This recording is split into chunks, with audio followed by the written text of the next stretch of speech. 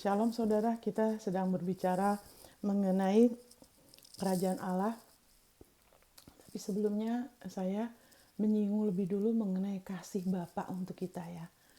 Karena kalau kita mau lebih lagi mengerti mengenai hukum, ya kan legalitas kerajaan Allah, kalau kita masih belum diteguhkan di dalam kasih Bapa, saudara, ya kan nanti jangan sampai kita tidak menerima manfaat yang sebenarnya, ya kan?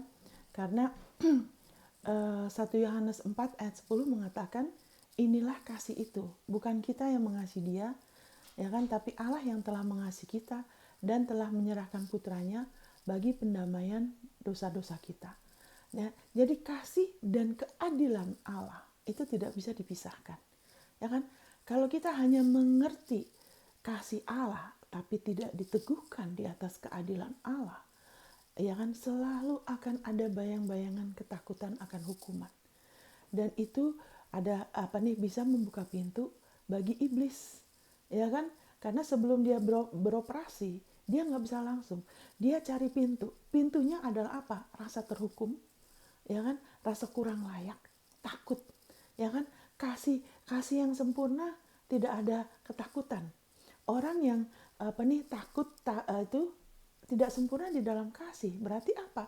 Ada hal yang dia belum benar-benar diteguhkan. Tidak sempurna, belum diteguhkan. Ya kan? Sebab ketakutan mengandung hukuman. Berarti apa? Nomor satu, dia belum diteguhkan dalam kasih Allah dan dia belum mengerti keadilan Allah. Dia masih ada kepercayaan bahwa Allah itu bisa bikin apa saja. Dia bisa menyakiti kita lagi. Dia bisa seenaknya menolak kita. Ya kan? Jadi hubungan sama kita sama dia tuh seperti tidak stabil. Ya kan? Dan itu adalah persis apa yang iblis inginkan. Yang kita bilang, kita jangan sampai acuh nggak acuh. Ya kan? Tidak perhatikan caranya dia. Itu adalah taktik yang dia pakai sampai Adam kehilangan semuanya. Ya kan? Berusaha menipu Adam, meragukan kasih Allah. Sekarang juga begitu, saudara. Tapi wah, puji Tuhan, luar biasa, saudara ya. Di dalam kelemahan kita, kekuatan dia menjadi sempurna. Asal kita mau selalu balik sama dia loh. Itu tidak susah, saudara. Amin, saudara. Asal kita mau selalu percaya kasih dia, terus selalu mau balik sama dia, saudara. Kasihnya dia tuh lebih besar dari semuanya. Makanya Tuhan Yesus bilang, aku dan Bapa adalah satu. Tapi dia bilang apa? Murid-murid kita, miliknya ada di tangan Bapa. Ya kan? Kita sudah ada di tangan Bapa. Ya kan, Roma 8 ayat 32 sampai 39, tidak ada yang bisa memisahkan kita dari kasih Allah yang berada dalam Kristus. Dan Yesus bilang kita sudah ada di tangan Bapa. Ya kan? Tidak ada yang bisa mengambil kita lagi dari tangan Bapa. Ya kan? Bapakku, kenapa nggak ada yang bisa? Karena my father is greater than all. Bapakku tuh lebih besar dari semuanya. Dan aku dan Bapak, Tuhan Yesus bilang, adalah satu. Wow. Nggak ada yang bisa mengambil saudara dan saya dari kasih Bapak, dari tangan Bapak. Tidak ada yang bisa memisahkan kita selama-lamanya dari kasih Bapa yang berada dalam Kristus. Jadi saya percaya, saya percaya, ya kan, Tuhan menuntun saya untuk saya bicara ini dari dasar yang benar. Dasarnya ialah kasihnya dia. Dasar hubungan kita sama dia itu kasihnya dia. Jangan mau digeser terus berubah seolah-olah dia, ya kan, terus kita teruskan dengan jerih payah kita. Ya, itu kebohongannya iblis untuk seret kita lagi kepada hukum Taurat. Ya kan? Tapi puji Tuhan, Tuhan lagi pulihkan semuanya. Ya, jadi itu sebabnya saya menyinggung mengenai kasih Bapa, ya kan? Dan setelah saya lahir baru, ya kan, saya benar-benar percaya ya. Walaupun banyak hal saya pernah sekali kecewa sama Tuhan, tapi kebanyakan tidak ya. Karena saya tahu dia baik. Saya mungkin pernah kecewa sama orang, ya kan? Pernah sekali waktu saya mengeluh, duh susah sekali sih hidup ini. Karena waktu itu saya tinggal di Tokyo, banyak hal yang saya tidak mengerti mengenai Tuhan. Saya punya banyak masalah, banyak kebutuhan, banyak hal yang saya tidak mengerti. Saya ingat sampai sekarang, saya jalan sembari ngeluh. Aduh, susah sekali, berat sekali hidup ini. Ya kan? Tapi kemudian Tuhan bilang, itu karena nenek moyangmu. Dia nggak bisa karena pengenalan saya masih terbatas. Ya kan? Tapi puji Tuhan, saudara. Puji Tuhan. Tidak pernah berhenti dalam kelemahan itu, terus menerus ke dia, terus menerus ke dia. Nah, satu hal saudara, saya selalu ingat ya, dia mengasihi saya. Saya hampir mati, pernah mau ini itu tidak jadi. Jadi saya tahu Tuhan itu baik. Tapi karena tidak mengerti keadilan Allah, kurang mengerti dan kurang diajarkan di gereja. Ya kan? Kadang-kadang ya gitulah. Jadi setelah saya 9,5 tahun di Jepang, ya kan, puji Tuhan, Tuhan sudah berkati saya luar biasa, banyak hal deh. Saya udah sering kasih kesaksian mengenai hal itu. Dan waktu itu saya tinggal, nah ini saya mau kasih contoh, ya kan, kalau kita kurang mengerti, ya kan, iblis berusaha mensabotase janji apa nih, rencana Tuhan. Jadi waktu itu saya sudah dapat petunjuk dari Tuhan untuk saya ke Amerika. Dananya kemudian secara supernatural datang, ya sudah ada di tabungan saya. Waktu itu tahun berapa ya? 92 berarti 92, 30 tahun yang lalu. 30 tahun yang lalu, saudara. Ya kan? Jadi sudah ada, ya kan? 30 tahun yang lalu, $10.000 sudah ada tiket ke Amerika. Ya kan? Ya sudah ada visa loh. Saya tinggal tunggu berangkat loh, saudara. Itu udah tinggal tunggu berangkat ke sekolah Alkitab. Saya dibayarin sama gereja saya. Karena Tuhan tuntun saya, ini itu terjadi, singkat kata, sudah semua, saya tinggal tunggu berangkat. Saudara tahu apa yang terjadi? Ini karena saya kurang mengerti keadilan Allah. Walaupun saya mengalami kasih Allah, kurang mengerti kerajaan Allah, sistem kerajaan Allah, dan legalitas keadilan Allah. Sehingga saya sempat datang itu imajinasi yang luar biasa, berwarna, saudara. Itu seperti jelas sekali. Saya lihat diri saya duduk, ya, duduk nggak tahu di kursi apa gitu loh. Terus saya di situ saya lihat diri saya kesepian. Saya kesepian, saya sendiri. Disitulah iblis taruh pikiran, kamu bakal kesepian. Ya, kenapa dia taruh pikiran itu? Karena saya sudah 9,5 tahun di Tokyo, sudah banyak teman-teman seiman, dan kita enjoy sekali ya. Kita tuh, wah, ada persekutuan kita luar biasa ya. Kita suka, karena nggak ada keluarga kan di Tokyo kan. Mereka kerja, sekolah, jadi kita suka pergi kemana-mana. Ntar kita sharing, ntar kita doa sama-sama, kita begini dan gitu. Pokoknya indah sekali, saudara. Ya kan, seperti saudara sendiri ya, karena saya kurang dekat sama saudara saya. Jadi waktu itu iblis tuh mau taruh saya keraguan. Ya, nanti kamu bakal kesepian loh di sana. Disitulah saya mulai goyah. Saya mulai pikir-pikir, iya ya, ntar aku di sana nggak ada temen. Mulai lagi dari nol. Di Tokyo bukan negara sendiri, harus begini dan begitu menyesuaikan. Sekarang sesuaikan diri lagi. Nggak ada temen, mulai dari nol. Saya mulai bimbang, saudara. Tapi puji Tuhan, kasih kesetiaan Allah. Kita tidak akan dicobai melampaui kekuatan kita. Amin, saudara. Dia tahu karena Allah setia. Dia tidak akan biarkan. Itu 1 Korintus 10 ayat 13. Kita tidak akan dicobai melampaui kekuatan kita. Di setiap pencobaan selalu ada jalan keluarnya. Kenapa? Karena Yesus sudah mengatasi buat kita. Apapun cobaan di dunia ini, saudara, dia sudah atasi buat saudara dan saya. Kita nggak usah pakai kekuatan kita sendiri. Kita tidak beriman sama iman kita sendiri. Kita nggak beriman sama kesungguhan kita sendiri. Kita beriman sama Dia, sama darahnya yang telah mengatasi semuanya buat kita. Sama ke tubuhnya, penebusannya, janjinya yang adalah warisan kita. Amin, saudara. Jadi waktu itu saya mulai golah, langsung saya bisa dengar Tuhan ngomong, bicara. Kalau kamu tidak percaya, dia bilang, kamu tidak akan pernah diteguhkan. Wow. Saya langsung kayak orang tuh, kayak orang sadar. Oh iya ya, kok saya mikir gini ya? Enggak, saya tolak itu. Karena saya tahu Tuhan bicara, kerema. Tapi kenapa saya sempat goyah? Karena iblis tahu kelemahan saya. Saya kurang mengerti keadilannya Allah. Walaupun saya tahu Allah tuh baik sama saya, Dia mengasihi saya. Ada saat mungkin saya kurang, tapi saya tahu Dia baik. Tapi itu rupanya masih belum teguh. Jadi dia berusaha, kalau bisa jangan sampai jadi. Jangan sampai rencana Allah yang terbaik jadi dalam hidup saya. Di mana saya sedang akan ke sekolah Alkitab untuk diperlengkapi lebih lagi. Ya kan? Tapi puji Tuhan, kasih dia, kesetiaan dia lebih besar. Itu sebabnya saya buka tadi dari posisi kasih Allah nomor satu, ya kan? Dan kasih Allah itu diungkapkan melalui penebusan Yesus. Makanya dikatakan 1 Yohanes 4 ayat 10, kasih dan keadilan Allah tidak bisa dipisahkan. Kalau kita tidak diteguhkan, ya kan, akan jadi berat.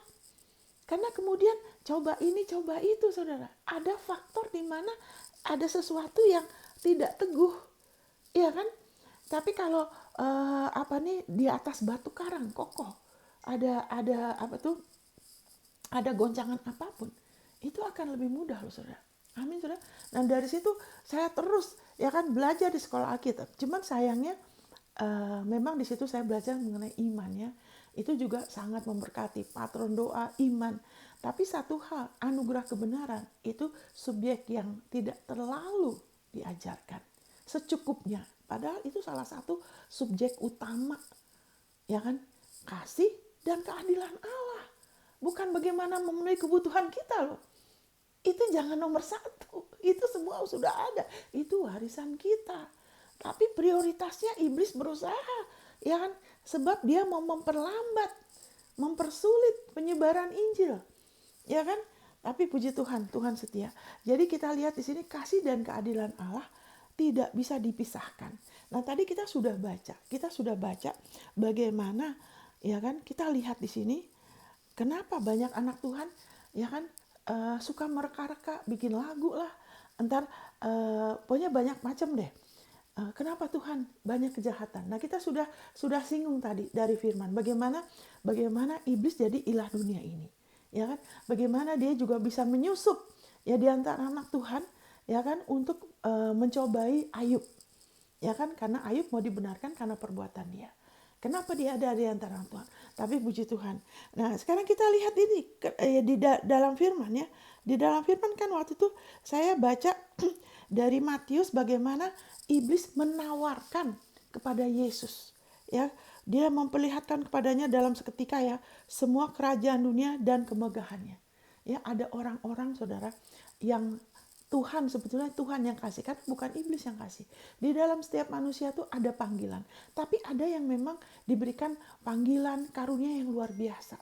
Itu misalnya bisa nyanyi, bisa bikin apa gitu, hebat sekali. Ya kan? Itu bisa juga karena dari nenek moyangnya. Itu banyak faktor, tapi itu Tuhan sudah tanam sebelum orang itu lahir. Jadi apakah orang itu lahir baru atau tidak, dia kembangan itu buat Tuhan atau tidak, karunia itu tetap ada, saudara. Itu sebabnya bisa jadi luar biasa sekali, ya kan? Ada ayat yang mengatakan di sini, saudara ya. Haleluya, thank you Lord Jesus. Thank you Lord Jesus. Roma 11 ayat 29, sebab Allah tidak menyesali kasih karunia dan panggilannya. Ya kalau di sini bicara mengenai panggilan jadi pendeta, ini bukan itu saja. Talenta di setiap manusia itu Allah sudah taruh talenta untuk melakukan hal-hal yang dahsyat. Dan Allah tidak menyesali itu maksudnya itu tidak perlu pertobatan loh. Makanya orang dunia juga bisa mengembangkan itu, dan itu bukan dari manusia, itu dari Tuhan. Tapi manusia bisa pakai untuk Tuhan atau buat yang lain atau untuk iblis. Ya kan, makanya talenta itu kayak orang bisa nyanyi musik yang luar biasa sampai yang dengar tuh bisa seperti kesetanan, saudara. Itu bisa terus pakai obat-obatan seperti nggak bisa ngekang diri, ya kan, dan sebagainya yang aneh-aneh. Kenapa sampai bisa begitu? Karena itu iblis. Ya kan, di sini dikatakan kerajaan dunia. Dan saya mau bacakan ini, kalau itu tadi Matius, tapi kalau dari Lukas lebih jelas. Makanya kenapa Allah itu pintar? Kenapa ada beberapa penerjemah? Karena ini penerjemahan, karena ini lebih jelas ya. Saya bacakan di sini ya. Saya bacakan dari Lukas pasal 4 ayat 5. Ya kan? Kenapa hal-hal itu ada di dunia? Kemudian iblis membawa Yesus ke suatu tempat yang tinggi, dan dalam sekejap mata ia memperlihatkan kepadanya semua kerajaan dunia. Jadi kita hidup di dunia yang kelihatan dan tidak kelihatan. Kenapa ada hal tertentu? Karena semua itu ada dalangnya. Ya toh, kerajaan di dunia ini. Ya kan, semua ada tingkatannya ya. Di dalam kerajaan iblis juga. Kata iblis kepadanya, segala kuasa itu serta kemuliaannya akan kuberikan kepadamu. Ingat ya, kuasa, otoritas, serta kemuliaannya akan kuberikan kepadamu, sebab semuanya itu telah diserahkan kepadaku. Ini iblis bilang begitu sama Yesus. Ya, jadi kuasa, otoritas, dan kemuliaan itu akan aku kasih ke kamu ya. Sebab semuanya itu telah diserahkan kepadaku. Dan aku memberikannya kepada siapa saja yang ku kehendakin. Loh, yang serahin itu siapa? Bukan Tuhan. Adam, saudara. Allah kasih ke Adam. Tapi Adam serahkan itu ke iblis. Karena Tuhan sudah bilang di kitab Kejadian. Ya, kamu baca sendiri, saudara perlu baca ya. Dari pasal 1, penciptaan, pasal 2. Terus waktu Tuhan suruh Adam, ya berkuasa.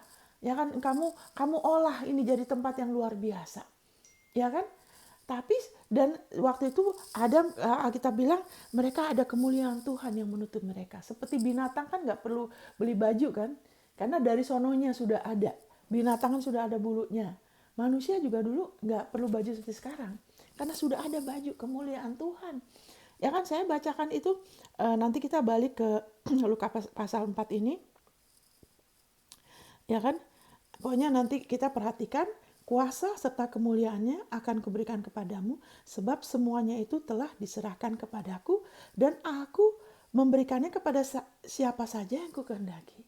Dan jadi kita tahu itu asalnya sebetulnya dari Tuhan, tapi kenapa kok sampai di tangan iblis?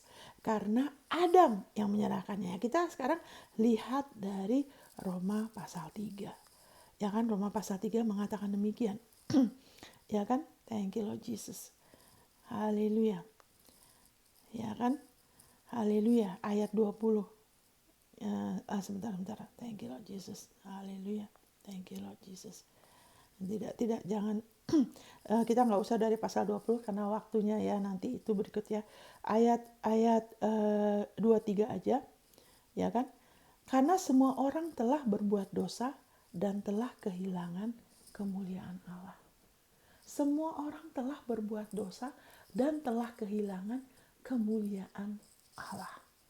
Jadi dulu Adam ya kan ada punya kemuliaan Allah. Ya kan, kemuliaan Allah, otoritas, kuasa itu Tuhan sudah percayakan ke Adam. Kamu berkuasa dan memerintah atas semua ciptaannya. Bukan atas manusia loh ya. Kita tidak diciptakan untuk saling menguasai, ngontrol, menekan, tidak. Kita diciptakan untuk saling membangun, ya kan? Untuk supaya menolong yang lain bisa lebih lagi, ya kan? Saling membantu, ya kan? Kepada Tuhan. Jadi waktu itu manusia ada kemuliaan, Adam ada kemuliaan dan kuasa. Tapi semuanya sudah kehilangan kemuliaan Allah. Makanya kemudian dari situ kehilangan otoritas, kehilangan kemuliaan Allah, semuanya hilang. Sehingga manusia tidak punya kuasa lagi, ya kan? Kemudian itu diberikan ke iblis karena dia percaya perkataan iblis, pisah dari Allah. Masuklah dosa, mulai masuk dosa. Tadinya tidak ada, saudara. Itu semua asal muasalnya.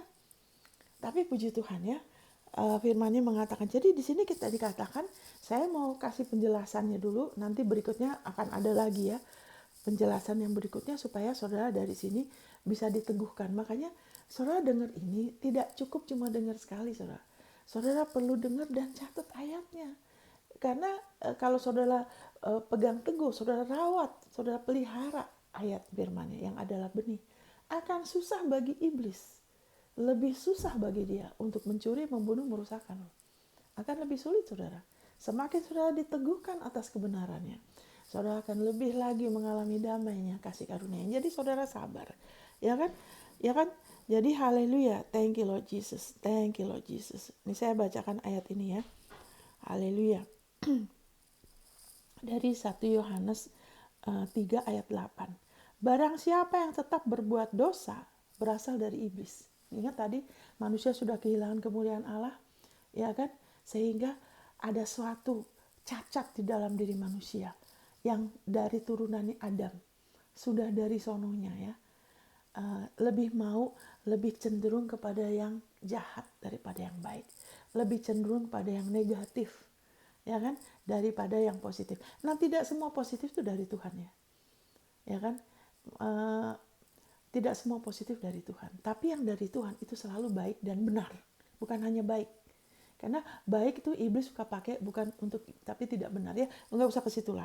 Tapi yang penting kita tahu, ya kan, semua telah berbuat dosa, ya kan. Dan kalau orang yang tetap berbuat dosa, orang itu belum dilahirkan kembali, tidak ada kemampuan dalam diri dia untuk berubah, ya kan. Karena perubahan yang transformasi itu hanya bisa terjadi waktu orang itu menerima, ya kan, kelahiran baru, menerima hidupnya Tuhan.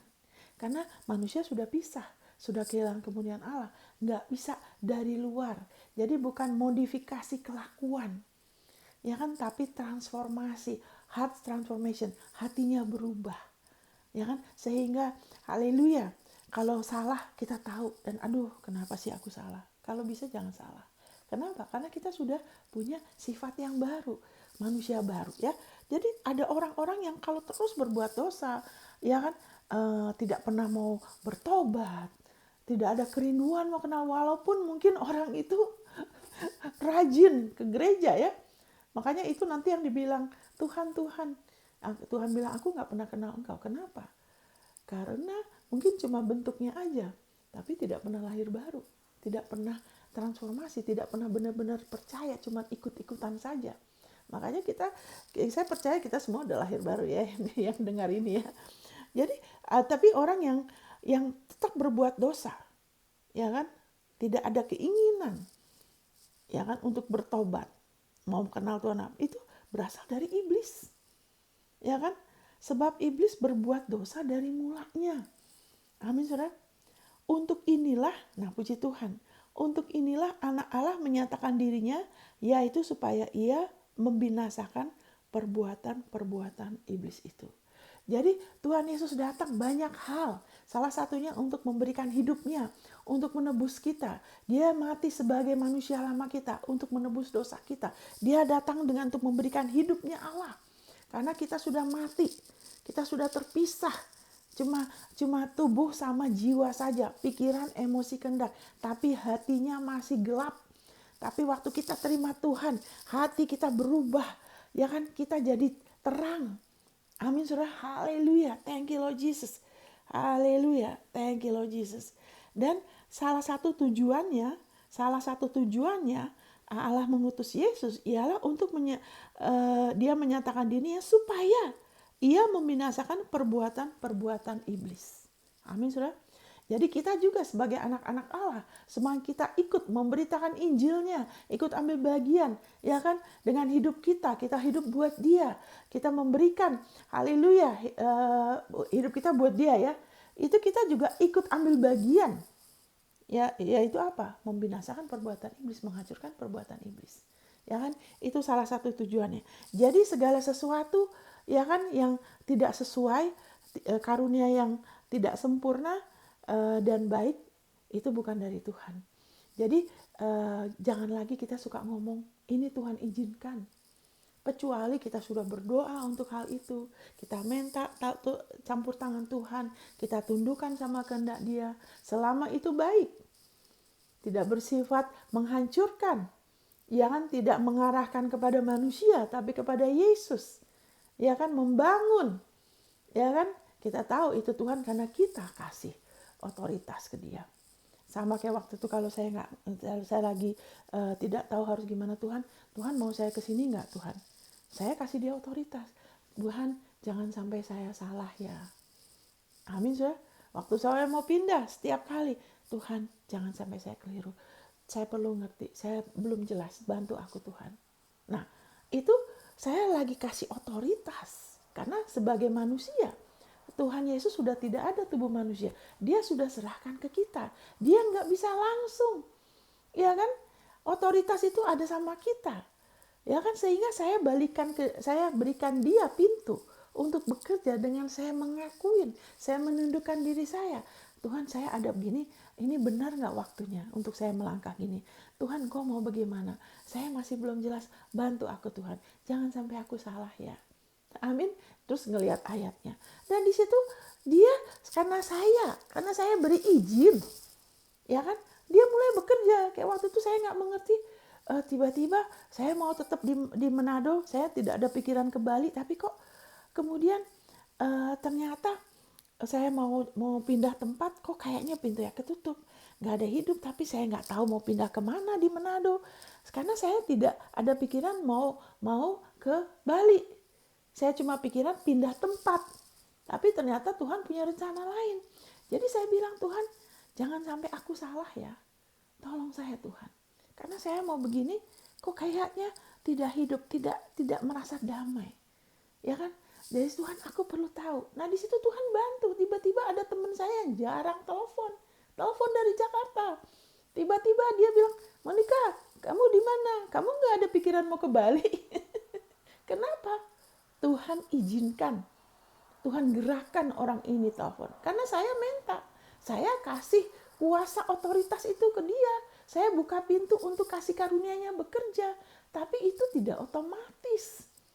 Tuhan mau kita mengalami yang terbaik, tapi kita harus mau kembalikan itu, kita harus buka pintu untuk dia, kita harus kembalikan firman-Nya waktu kita tundukkan diri kita sama dia, waktu kita percaya sama dia. Ya kan? Kita mengakuin firman-Nya. Kita sedang membuka pintu untuk dia, untuk bekerja. Ya kan, kasih dan keadilannya akan bekerja untuk kita, Saudara. Jadi waktu itu ya kan teman saya ada telepon, terus Idit juga bilang, aduh mam, aku kok kangen ya sama ini puji-pujian di Manado. Oh iya kita perjamuan kudus, ya kan, kita tundukkan lagi Tuhan, ya kami mau sepakat apa yang kau inginkan, yang terbaik jadi ya Bapak. Terima kasih Tuhan Yesus, karena tubuh dan darahmu, ya kan, kita akan kita akan tahu harus gimana. Terus pokoknya ini itu terjadi, akhirnya dalam waktu singkat semuanya beres, kita berangkat. Amin, saudara. Jadi bukan asal-asal, oh Tuhan izinkan, Tuhan nggak izinkan. Jangan, saudara. Karena kalau anak Tuhan itu tidak mengerti, dia bisa takut. Kita cuma asal aja bilang, ada orang kecelakaan, Tuhan izinkan.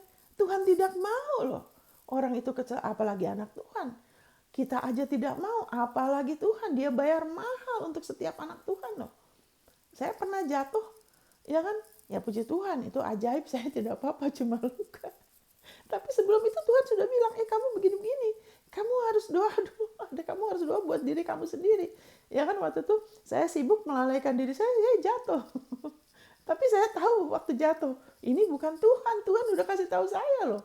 Sayanya yang lagi lalai, ya kan? Tapi Tuhan mengasihi kita. Makanya mulai sekarang, hati-hati ya, karena saya kasihan ya kalau orang dengan mudahnya segitu gampang. Tuhan izinkan. Ya kan, Tuhan izinkan kanker, itu yang izinkan tuh Adam. Amin ya, haleluya, thank you Lord Jesus. Jadi justru Tuhan ya kan mengirim Yesus salah satunya, ya kan, supaya ia menghancurkan, destroy the works of the evil one. Amin saudara, ya kan, itu 1 Yohanes 3 ayat 8. Haleluya. Dan kemudian anak manusia dinyatakan, ya kan, bagaimana cara dia menghancurkan ya perbuatan iblis dengan dia menembus dosa kita di atas kayu salib. Dia mati sebagai manusia lama kita. Dia menanggung, dia jadi dosa, menanggung ganjaran hukuman dosa kita.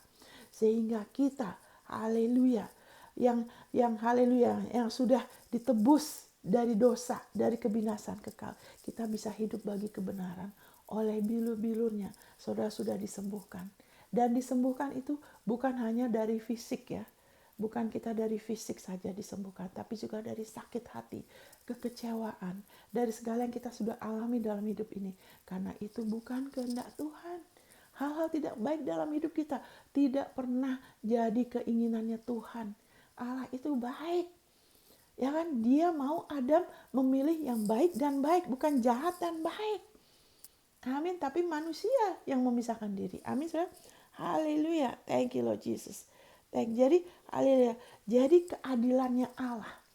Ya kan? Sehingga sekarang ini, haleluya, karena keadilannya Allah, harus ada yang tanggung dosa.